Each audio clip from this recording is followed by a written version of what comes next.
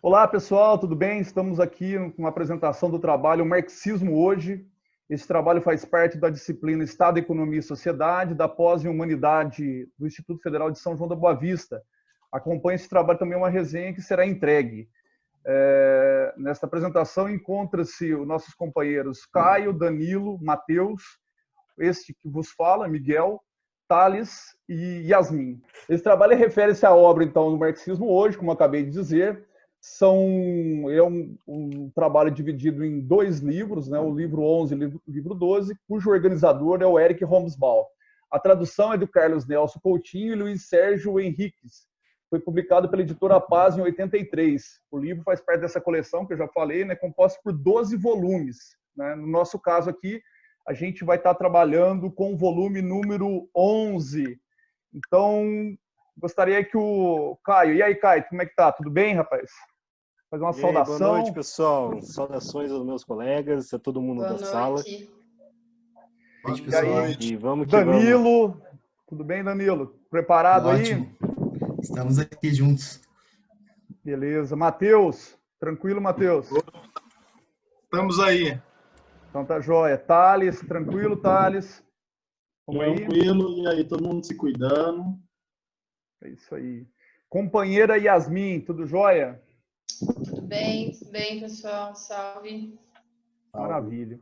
Então, pessoal, a análise desse livro é sobre as principais temáticas abordadas pelo marxismo, tanto no ponto de vista teórico sistemático, quanto do ponto de vista geográfico. E, de alguma forma, ele vai ajudar a pensar sobre o legado de Marx dos 100 anos, né, de sua morte. Lembrando que este livro foi escrito em 1983, foi publicado, pelo menos, em 1983, 100 anos da morte de Karl Marx. Lembrando que Karl Marx, junto com Engels, né, ele vai se debruçar sobre a sociedade, economia e política para entender um pouco do mundo e falar um pouco como que ele entendia o mundo, né, nessa luta de classes, né, uma que domina o meio de produção e a outra que vende a força de trabalho, né, e que esse Estado, né, foi criado para defender o Estado que hoje nós conhecemos, ele foi criado de alguma forma para defender os interesses da classe dominante. E essa luta de exploração e explorados é que vai fazer com que a gente entenda o que é o marxismo. Lembrando que também Eric Hobsbawm, só para contextualizar quem foi, né, foi um historiador marxista, tido como um dos maiores intelectuais aí do século XX.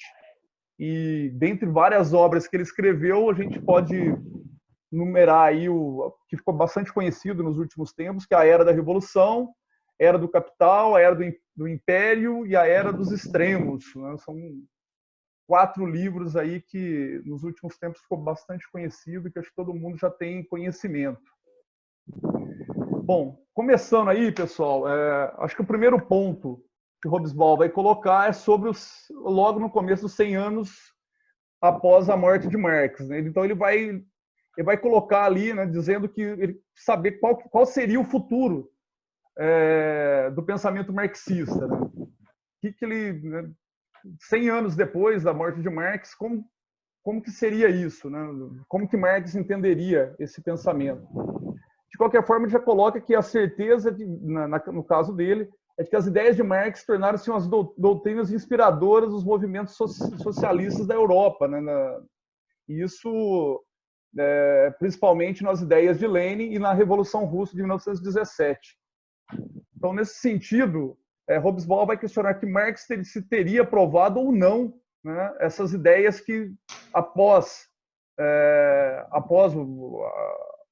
a construção do seu pensamento, com o Capital, coisas do, né, como que ele encararia isso, né, depois de 100 anos. De qualquer forma, este é o cerne da discussão que está sendo colocado. Né? Miguel. Oi. Você falando aí, né, da ideia do marxista, eu vi num pedaço do livro que na era neomarxista ele não considerou que a ideia fosse somente dele, né? Ele não se deu a esse privilégio. Ele queria demonstrar a existência das classes, que elas existiam automaticamente. Ele simplesmente só definiu, mas não queria ter esse mérito. Legal. É bom dar essas pinçadas, né, para a gente poder interagir e mostrar o que de fato pensava Marx, que à medida que foi, né, caminhando o século XX e vários países que foram sendo adotados de alguma forma o pensamento marxista, muitas alterações, mudanças daquilo que ele realmente pensava, né, do que era o marxismo antes de 1917. É sempre bom a gente colocar esse contexto aí, e o Tales coloca muito bem isso. Então, independente do distanciamento que tais doutrinas possam ter tomado das ideias originais de Marx, que eu acho que é isso que eu estava falando, de alguma forma elas estarão sempre, na visão de Hobsbawm, historicamente ligados ao pensamento marxista, né? Porque se mesmo, vamos pegar aí a Revolução Cubana, né? Mesmo que aconteceu aqui, já depois de 1950 e num outro contexto histórico, fora do coração da Europa Central, né, que é onde se pensava o imperialismo mesmo do capital. De alguma forma, ele está intrinsecamente ligado ao pensamento marxista, né? E eu acho que o pensamento de Thiel, eu acho que mais representa isso, né? Então, Hobsbawm propõe uma revisão, né, dentro desse contexto, dos acontecimentos a partir da década de 50, principalmente a partir da morte de Stalin em 1953. Né? E ele coloca 3 recortes muito interessantes, que é o que vai nortear a nossa discussão ao longo desse bate-papo. Né? A primeira delas refere-se ao processo centralizador que levou ao reconhecimento de que a organização efetiva dessa sociedade, né, que a sociedade centralizada da União Soviética, né, da União das Repúblicas Socialistas Soviéticas, no começo logo no começo, né, e depois essa reabertura após a morte de Stalin, né, esse pensamento. O segundo ponto é a partir da ruptura com a China, né, entre Rússia e China, por volta da década de 60, que permitiu abrir uma discussão sobre a pluralidade de possíveis vias socialistas, que é uma outra vertente. E a terceiro ponto, que foram os problemas que passaram a ocorrer no centro ali do leste europeu, principalmente ali na Primavera de Praga, né, na Tchecoslováquia, em 68, que onde alguns intelectuais começam a pensar de outra forma, né, uma outra alternativa para o socialismo, né? Um socialismo onde o proletariado também pudesse fazer parte das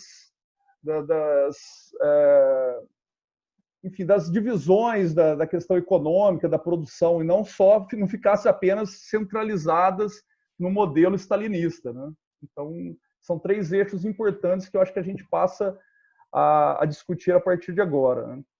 E aí tem um dos itens que é colocado ainda nessa introdução, que é sobre os jovens intelectuais e o marxismo acadêmico. Então, a partir ali da década de 50, o marxismo ele começa a ter um lugar predominante na questão dos intelectuais, principalmente os mais jovens. Né? Antes, as raízes sociais do marxismo elas estavam muito ligadas aos movimentos e partidos, né? Sindicatos, os partidos comunistas. Mas a partir aí da década de 50, né, com aqueles 3 pontos ali que a gente colocou anteriormente, fica claro que esses movimentos e partidos estavam perdendo terreno. E, ao mesmo tempo, o fato é que os movimentos políticos e intelectuais foram incapazes de produzir partidos de massa. E se comparado com qualquer outro período precedente da história do marxismo, esse universo ele acaba se tornando geograficamente mais amplo, né? Porque assim, à medida que os intelectuais entram nessa discussão, né, que não fica algo muito fechado, né, como era até então, né, tanto na União Soviética quanto na China, o número de teóricos amplia, né, então começa a se escrever mais, começa a ter mais diálogo, né, de alguma forma. Oi. Teve, mais uma vez te cortando. Vamos lá, Thales, estamos juntos e misturados. Teve um período na Itália que a questão do capitalismo na Itália foi o tempo que mais se durou. E nesse período, né, a corrente do marxismo italiano, ele estava ligado à rebelião dos jovens intelectuais, dos jovens operários, né, dos desempregados. E esse foi por conta desse processo dos jovens, dos intelectuais, dos empregados estarem mais ligados nessa luta, a Itália foi o país que mais durou essa luta marxista. E aí eu acho que surge ali a questão que é a democracia socialista, né? que eu acho que é colocado, acho que mais para frente a gente acaba falando um pouco sobre isso. E, de alguma forma, se você pegar a origem dos documentos do Partido dos Trabalhadores, ele trata muito dessa questão, né, da democracia socialista, né? Então, é bem lembrado aí. Fala de Budapeste também, que é essa linha de pensadores. Eu acho que grande parte dos autores, eles discutem essa ideia dos intelectuais tá tendo essa posição crítica a respeito do capitalismo, entendeu? Como é que deve funcionar? Opa, não é bem dessa forma. Então, existiam, acho que, na Iugoslávia, em vários países onde existia o socialismo para se pensar nesse sistema capitalista, entendeu? Acho que nesse detalhe você está falando, acho que grande desses autores que cada um a gente dividiu para pensar nesses tópicos desse livro são baseados quase a mesma coisa. Esse pensamento foi considerado, na época, a crise marxista. Isso, eu acho que esse pluralismo de pensamento ele só foi possível a partir desse desaparecimento dessa ortodoxia, né? Ortodoxia internacional do que era dominada pela União Soviética, né? Que era algo hegemônico. Então, a partir do momento ali que a morte de Stalin, eu acho que ali é fundamental, né? Começa a abrir, a própria União Soviética começa a demonstrar o que ele produziu, né, em termos de horrores, enfim. Teve a parte que desenvolveu economicamente, mas teve muitas perseguições, né? E eu acho que naquele momento, eu acho que faz com que muitas pessoas que não conheciam internamente a União Soviética passassem a ter uma outra visão, ou a pensar ou a refletir de outra maneira, né? Que é isso. Eu queria colocar um ponto também com relação logo ali na introdução do livro, que é devido à organização do Hobsbawm a respeito do pensamento de Marx, né? Porque a gente pode pegar o Marx como um marco ideológico, filosófico, né? E porque existia um mundo antes de Marx, né? E a partir de Marx, que reuniu, mas como ele mesmo falou, ele não queria ter esse mérito, né? E aí o Hobsbawm pega 100 anos após a morte de Marx e faz essa análise, né? Porque aí, com esse período de tempo de 100 anos, ele conseguiu fazer uma boa análise de como que foi essa expansão do pensamento marxista, né? Diante de revoltas e revoluções na Ásia, na África, na Iugoslávia, como foi citado, aqui na América Latina também, né? Nos casos de Cuba, Venezuela, da Argentina, né? Que tem um grande pensador aqui também, que é o Gramsci, né? Que teve uma grande influência, que também era um marxista, né? Então, é só um adendo aqui dentro da introdução mesmo, né? Porque Marx também ele pode ser concebido como um filósofo que realmente marcou, né? Porque a partir dos pensamentos dele, né?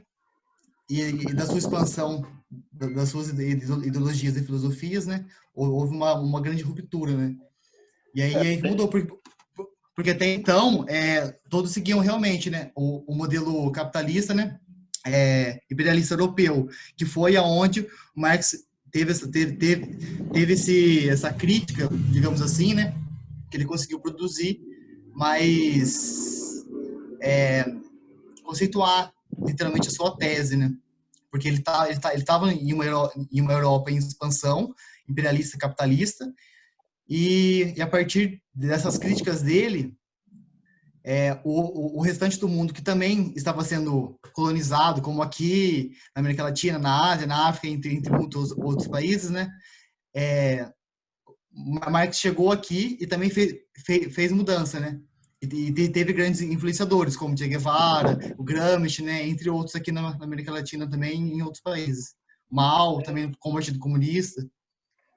Caio, Dani, tem um filósofo, né, o John Lewis, que ele fala que essa crise do marxismo, né, essa ideia marxiniana, ela foi um evento libertador de pensamentos, onde pôde visualizar as novas classes, a classe estudantil, a classe média, a ciência como social, a classe socialista.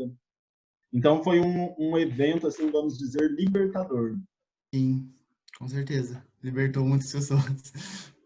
E a gente não pode... É difícil a gente pensar o século XX sem a influência de Marx, né? E tudo que aconteceu no século XX, né? Desde a Revolução Russa, aí você passa pela própria Revolução Chinesa, Cuba, várias revoluções na África, na Coreia, crise dos mísseis, Guerra Fria, e aí por aí vai, né?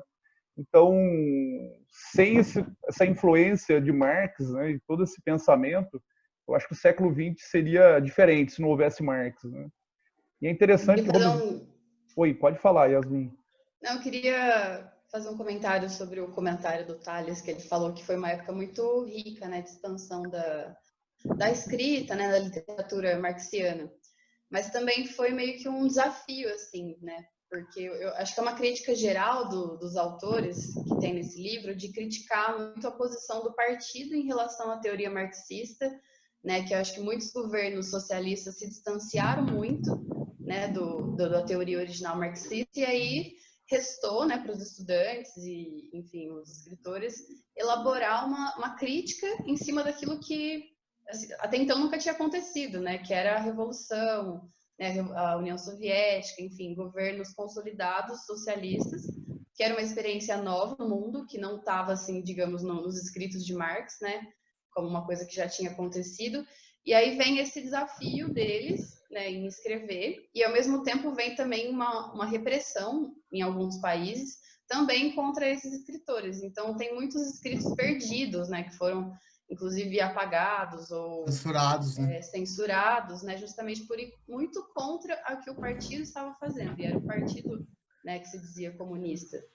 Então, na China, por exemplo, eles falam que alteraram, eles falam, né, tem o François, eu acho que é François que fala mesmo, ele fala bastante sobre a Revolução Cultural, e ele fala que houve até algumas alterações mesmo de escritos, igual aconteceu na fase do leninismo, né, na Rússia, justamente para adequar a posição do partido, né, do governo, à teoria marxista, aproximar o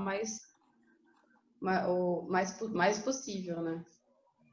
Mas é interessante aí nesse ponto, né, como esses governos fizeram do marxismo se tornar uma ideia desvalorizada com o tempo, né, tanto usado como uma ameaça para acontecer esses governos de novo, de como foi disturpado tudo, né, esses estados socialistas, né, como que eles disturparam e mudaram as ideias e como isso repercute através do tempo, né, principalmente em torno das hipóteses que Marx se levantou para uma comunidade melhor e onde há uma evolução, né, do reino das necessidades para o reino da liberdade. Então há uma desassociação e tanto uma destruição desse lema, né, apesar de toda essa questão dos pensadores contribuírem para isso, fazendo uma autocrítica, né, é muito pontuado por esses autores também nessa parte.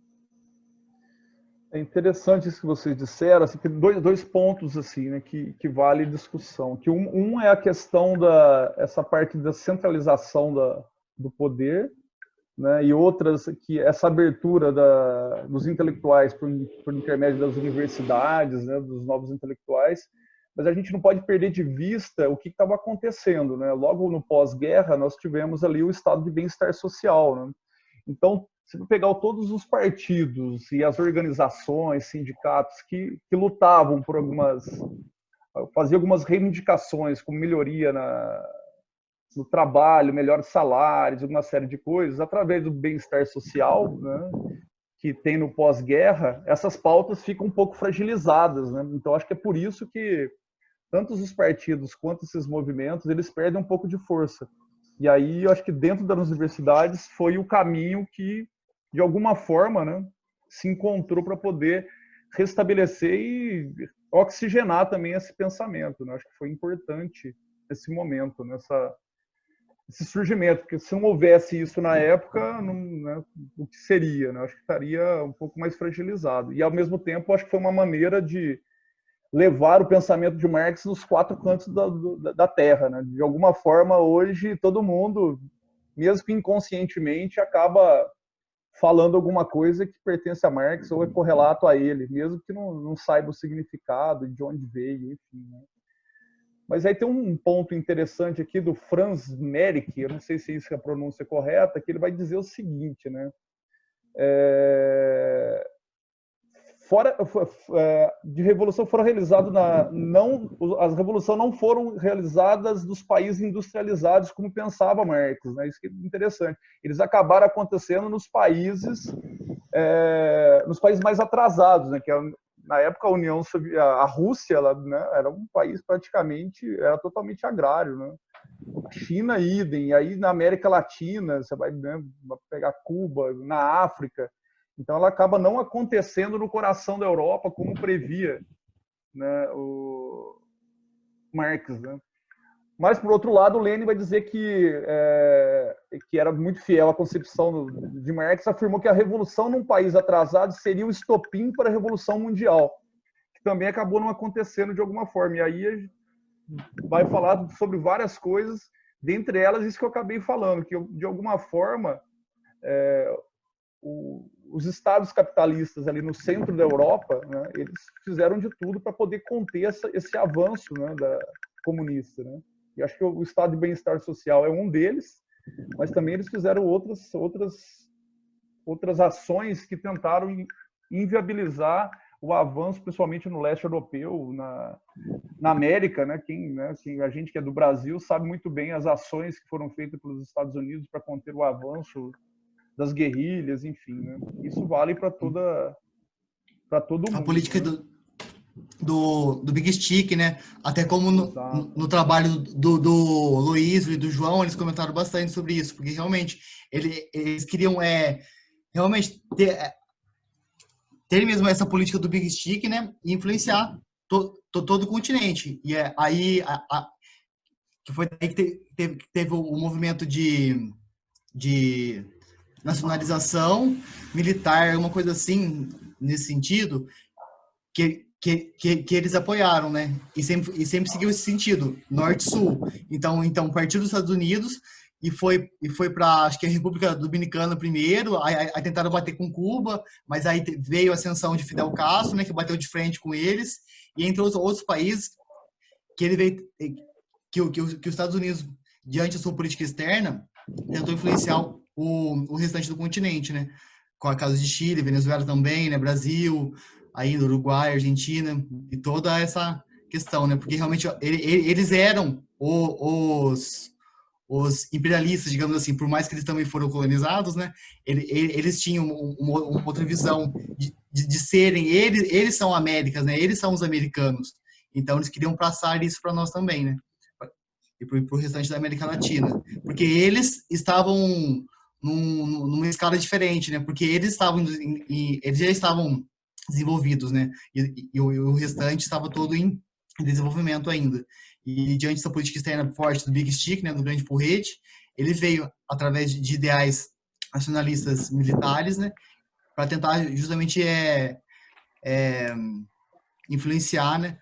Os regimes, né? Como no caso do Brasil, que após essa política, né? Que foi, acho que Johnson, né? Uma coisa assim, que é o presidente dos Estados Unidos, que foi contemporâneo, né? A ditadura militar no Brasil também. Sim. Tem uma parte que eu li que fala, né, dessa questão da problematização que o marxismo trouxe, que eram duas principais. Uma que era uma problematização era referente ao atual, o presente momento, né, que aquilo seria um problema presente, né, nessa definição de classes, e que seria também um problema futuro, porque as classes teriam pensamentos, teriam voz. Então, né, a classe ela imaginaria à frente, ela teria um futuro. Então, isso também se resultaria num problema. Não, perfeito. Existiam 3 pontos que seriam as máscaras da ideologia, na verdade, né? Seria iniciativa permanente das massas, coesão das classes e estabilidade das instituições. Então, existiam esses 3 pontos fortes que seriam as máscaras da ideologia. Na União Soviética, por um espírito crítico maior, por essa crítica para a transformação da sociedade. Então, existiam esses 3 pontos que seriam clássicos aí, que o Adler, esse autor que eu estudei bastante, que ele citava bastante. Queria falar um pouquinho da Iugoslávia, assim, que eu achei bem interessante, porque até então eu não conhecia, né, essa questão digamos assim, não seria uma rixa, né, entre Tito e Stalin, mas eles meio que acho que não se davam muito bem, né? A Iugoslávia com a União Soviética, enfim. E eles, apesar de serem comunistas, eles estabeleceram uma economia assim muito diferente do que era até então praticada na União Soviética, né? Desde os anos 30 era um modelo de centralização, né, onde o partido por meio do Estado, né, ele que centralizava tudo, a questão das fábricas, distribuição de mercadorias, né, enfim. E a Iugoslávia vem, né, trazendo uma nova interpretação de Marx e falando que a verdadeira socialização dos meios de produção não é quando o Estado toma conta deles, mas sim como a sociedade diretamente toma conta desses aparelhos, né, digamos assim. E aí eles começam um processo de descentralização, né, da economia, da mão do Estado, para transferir para a sociedade. Eu achei muito interessante, porque e justo, né, até na minha opinião, dessa questão de deixar o Estado cada vez as pessoas cada vez menos dependentes, assim, digamos, dessa questão do Estado totalitário. E as indústrias, né, as fábricas, elas serem geridas pelos trabalhadores. Então, a formação de cooperativa, de conselhos, e essa, inclusive, era uma doutrina do próprio partido, né, que estava no poder da época. Então, assim, tinha uma unicidade, assim, entre o povo, né, que estava sendo governado, e o partido. Tanto que depois a Iugoslávia serviu de modelo para vários países, né, depois da morte de Stalin, que tentaram trazer essa questão de uma abertura de mercado, né, de uma descentralização da economia da mão do Estado para eles. Acho que foi uma época muito interessante para a doutrina marxista. Escola de Praxis, eu acho que era o nome certinho, não lembro mais ou menos, acho que era Escola de Praxis, que era formado por filósofos e sociólogos para essa oposição marxista na Iugoslávia. Então eles tinham essa autogestão, né, para esse pensamento mais crítico para opor ao marxismo mesmo. É interessante. Então foi o grupo mais importante, a oposição marxista, essa Escola de Praxis. Eu, se não me engano, é Praxis mesmo. É Praxis mesmo. Aí tem tem a escola de Budapeste também. Sim, sim. É interessante, né? O que os intelectuais podem fazer com o pensamento crítico, né? Acho que no lance da Iugoslávia, eu acho que a Yasmin tocou, foi uma decisão quase que uma decisão do partido, né? Não é uma decisão como acontecia nos outros países de pessoas, um intelectual separado do outro. Era quase que uma resolução do Partido Comunista da Iugoslávia para poder definir o que eles queriam de fato enquanto socialismo, né? Porque essa questão de transferir, né, o poder do capital na mão do Estado totalitário perde um pouco o sentido do gerenciamento, e é isso que vocês falaram, da autogestão do trabalhador, né? Perde um pouco aquela origem da participação do povo enquanto gestão, né? Acho que é bem lembrado, Yasmin, bem legal. A Polônia, segundo o Bruce, né, que é um economista polonês, e ele contribui para esse livro, principalmente falando sobre a Iugoslávia, ele fala que a Polônia tentou adotar nesse modelo de descentralização, mais ou menos na década de 50, mas não durou muito, assim. Logo, os conselhos de operários foram meio que silenciados pelo governo, né? Com isso, né, fala também um pouco, né, na década de 60, 70, quando as classes, né, operária, classe estudantil começou a ter mais voz ativa, né, eles falam que veio uma nova teoria do marxismo, onde as classes tinham voz. Né? Então, se falava bastante nesse período de 60 e 70, dessa questão que as classes foram vistas, e foi definido como, a partir do momento que a classe, né, o trabalhador, ele gerava renda, né, para ele, gerava renda para a sociedade, foi considerado-se a classe média. É interessante nesse ponto aí, e aí o autor que fala do marxismo e as ciências do homem, no ponto que o marxismo em alguns estados se tornaram uma obrigação, uma maneira de pensar, né, uma filosofia de Estado. E em outros casos também uma forma de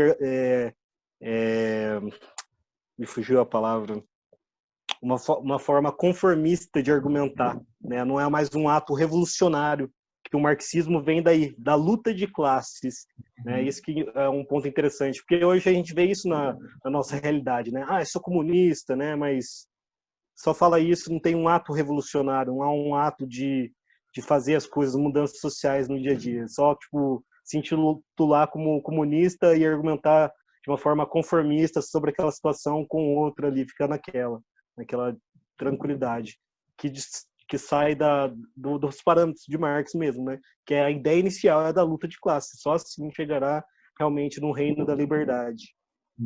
Sim, porque até Marx mesmo fala que, tipo assim, que todos têm a vocação de serem revolucionários, né? Até tem a célebre frase de Marx, né, que ele fala, proletários de todo mundo, univos, né?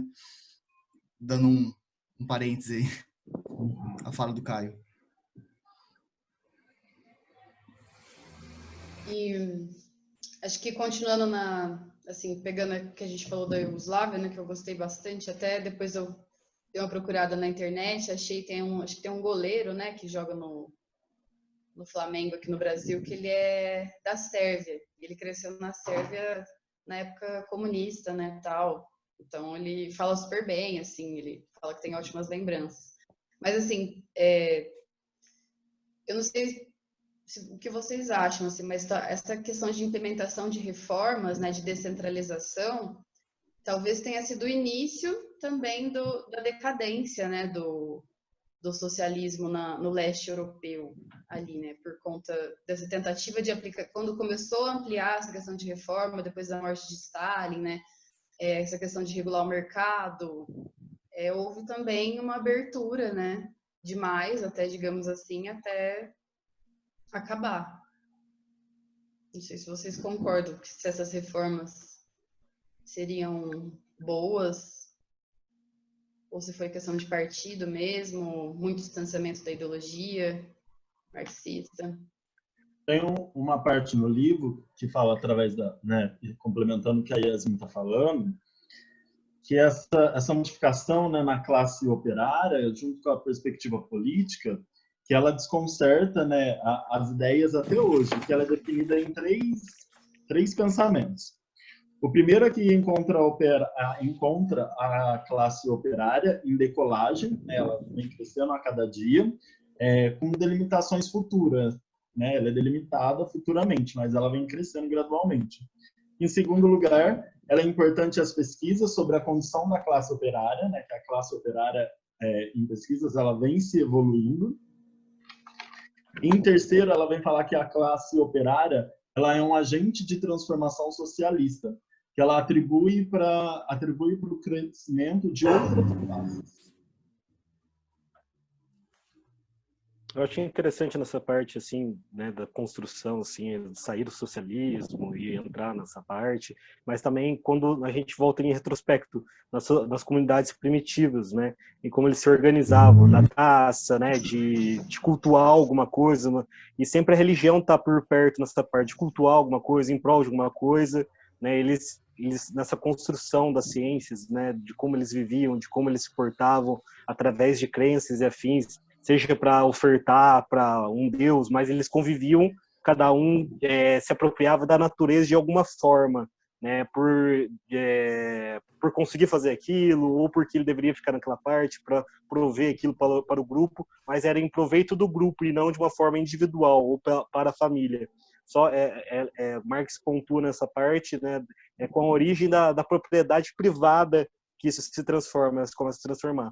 E o autor do capítulo das ciências do homem, ele pontua também dessa questão que, mesmo nessas comunidades primitivas, começa a surgir também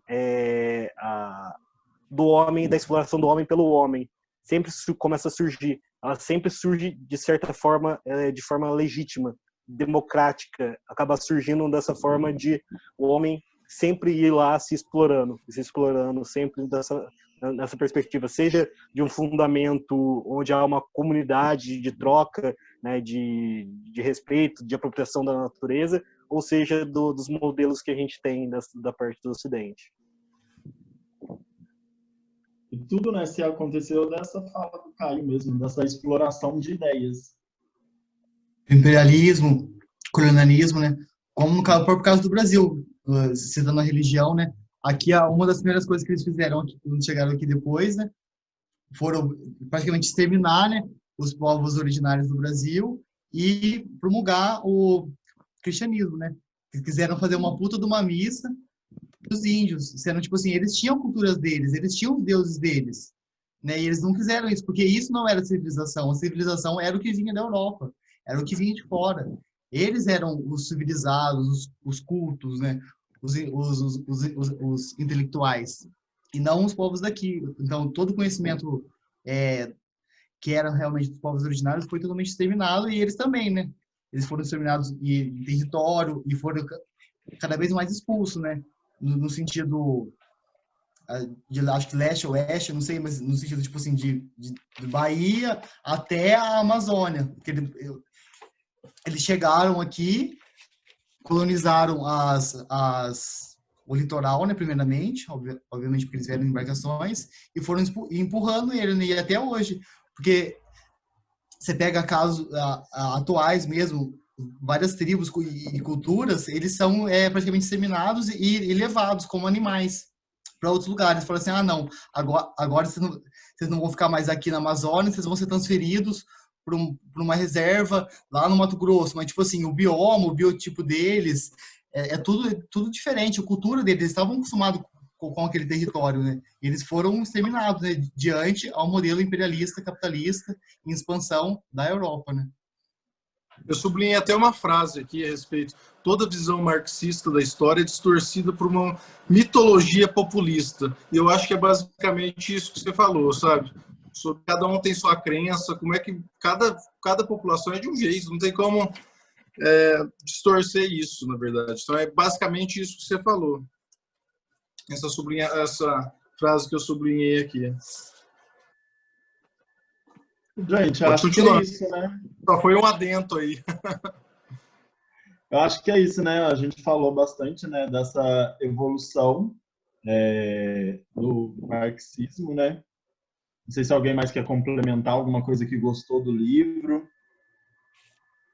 Caio e Yasmin. Os escritos, eles são até mais ou menos a década de 70 e 80, né, os textos, né? Depois disso, muita coisa aconteceu, né? E a gente vê que até hoje o marxismo, ele continua em alta, né, em discussões, continua essencial para entender o mundo. E acho que a contribuição da literatura não para, né? É sempre em constante transformação, interpretações novas, né, tentativas de adaptação. Acho que tem que pensar dessa forma. Não, e está muito evolução, atual, né? Você pensar nos dias de hoje, mesmo que seja para ofender, eles usam, né, a questão do comunismo, o marxismo, né? Então, de alguma forma, o reflexo de Marx está muito forte ainda hoje. Eu acho que cabe a nós, né, não deixar com que essa discussão, né, essa vertente dessas falácias tomem uma proporção que não seja verdadeira. E aí, qual que é a dificuldade? Falar real, né? Desmistificar isso, né, de maneira clara para as pessoas. E é isso que eu acho que é a nossa tarefa, enquanto seja professores, seja comunicador, onde nós estivermos, né, em movimentos sociais. Decodificar tudo isso que a gente leu de alguma forma para poder auxiliar no debate, né? Isso eu acho legal nessa parte aí, que é o processo das ideias, de como foi fermentado nas relações culturais, sociais nossas, né? De como isso também foi passado ao longo do tempo, de como o marxismo foi taxado de uma coisa para essas pessoas. E é realmente algo difícil, de como forma, por exemplo, a questão religiosa envolvida em tudo isso, né? Na forma totalitária do capitalismo chegado, do consenso, né? ou da violência, ou dessas ditaduras que se promoveram também, né, tanto da parte socialista, dessa forma, né, e como é formado esse pensamento. Um dos autores questiona muito isso, né, como que é isso, né, e até cita, né, do marxismo caminhar ao lado da psicanálise, né, de rumar a interpretação. Eu discordo um pouco, né, tanto que surgiu a psicologia social, que investiga esses campos também, de como é formado as ideias, como a cultura impacta e como que é as relações sexuais e tudo envolvido nisso, né? Eu acho que a psicanálise teve seu mérito na época, tanto que fomentou esse diálogo, né, de querer interpretar, entender esses povos, né? E com o tempo veio surgindo também essas novas vertentes, essas novas áreas que investigam também isso, e cada uma totaliza esse ponto que talvez seja muito difícil de compreender, mesmo usando as metodologias de Marx, né, de progressista e de retornar ao passado e sendo progressista, que na verdade muitos não usam, né, por causa que vai de uma perspectiva feudal e não capital, né, então só usam o retrocesso e não o progressista de avaliar o tempo. É um dos pontos argumentados também nisso, que muitos teóricos não pegam para estudar dessa forma ou avaliar dessa forma, né, fazendo da forma progressiva também, para entender todo esse contexto de evolução. Muito bem colocado. É isso. Então, acho que a gente encerra por aqui, né? Agradecer ao Caio, Danilo, Matheus, Thales e Yasmin, né, para a gente estar junto nesse momento aqui. Eu acho que a gente cumpriu a nossa meta. Tá joia? Um abração. Aí, galera.